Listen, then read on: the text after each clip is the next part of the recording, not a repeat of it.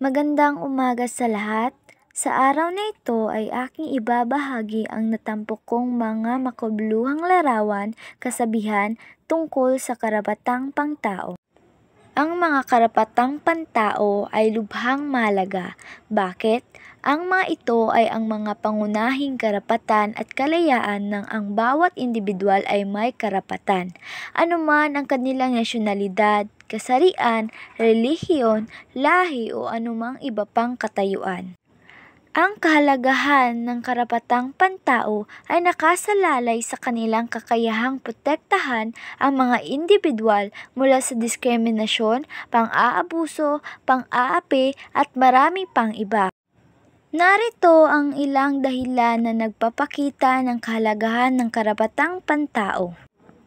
Una, dignidad at pagkapantay-pantay.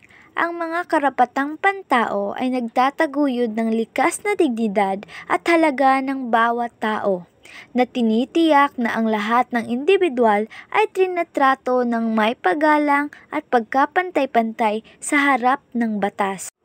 Pangalawa, kalayaan. Ang mga karapatang pantao ay nagtataguyod ng individual na kalayaan at kalayaan sa pamamagitan ng pagprotekta sa mga mahalagang kalayaan tulad ng kalayaan sa pagsasalita, pagpapahayag, relihiyon, pagpupulong at pagsasamahan.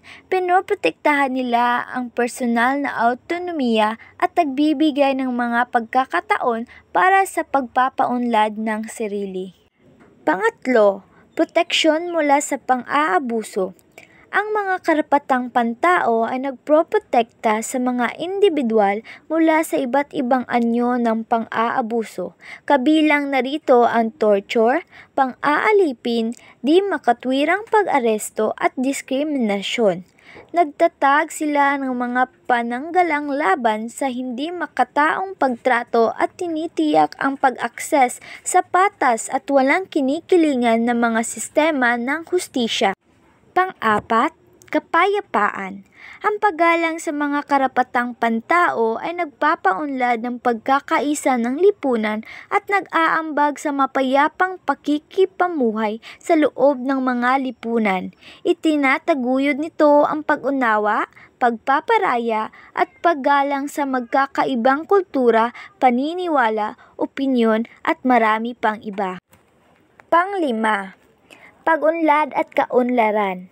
Ang pagtiyak sa proteksyon at pagsasakatuparan ng mga karapatang pantao ay napakahalaga para sa napapanatiling pangunlad at kaunlaran sa pamamagitan ng paggarantiya ng akses sa edukasyon, pangangalagang pangkalusugan, trabaho at panlipunang seguridad.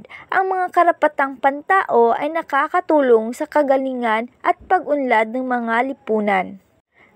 Pang-anim, pananagutan at katarungan.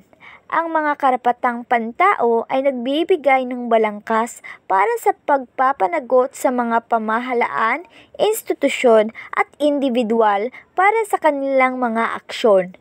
Binibigyan nila ng kapangyarihan ang mga individual na humingi ng katarungan at bigyang lunas ang mga anumang mga paglabag na maaaring kanilang hinaharap.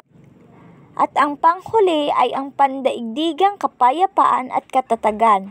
Ang pagtataguyod ng mga karapatang pantao sa buong mundo ay mahalaga para sa pagtataguyod ng kapayapaan at katatagan.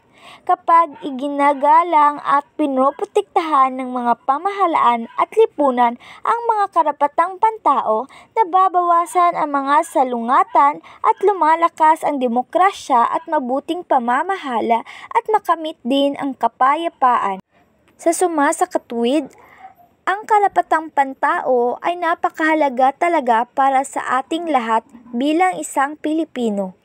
Ito ay mahalaga para sa proteksyon at kagalingan ng mga individual at gumaganap ng isang kritikal na papel sa pagpapaunlad ng pagkakasundo sa lipunan, katarungan at napapanatiling pag-unlad sa ating bansa.